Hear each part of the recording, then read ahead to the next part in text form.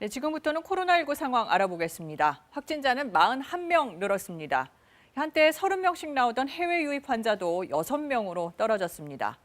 다만 대형마트와 오피스텔, 콜센터 등 수도권 곳곳에서 산발적인 감염은 이어지고 있습니다.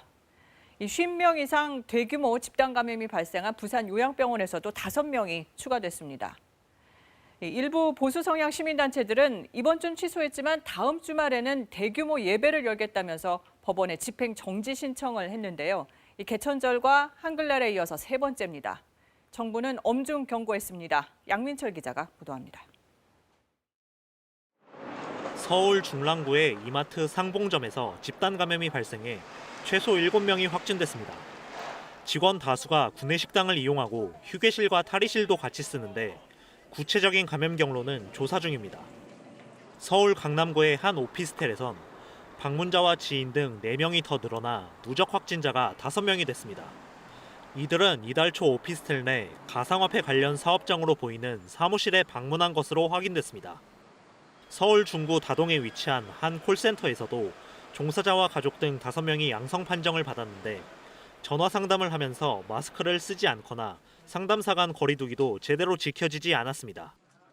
부산 북구의 요양병원과 관련해서도 5명이 늘었는데 동일 집단 격리 중인 입원 환자와 종사자들입니다.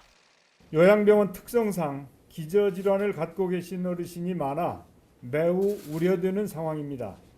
더 이상의 추가 감염이 없도록 관내 요양병원 등 취약시설에 대한 방역 관리에 최선을 다합니다.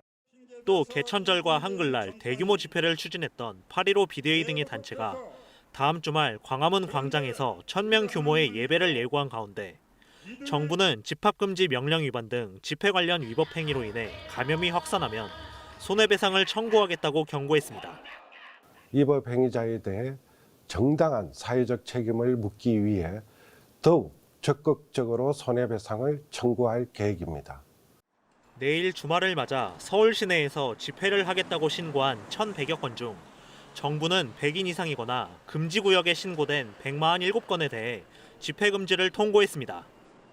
또 최근 국내 입항 선원 중 확진자가 늘어남에 따라 감염 위험도가 높은 나라에 잠시 들러 14일 이내에 선원이 타고 내린 적이 있는 선박에 대해선 선원 교대를 금지하기로 했습니다. KBS 뉴스 양민철입니다.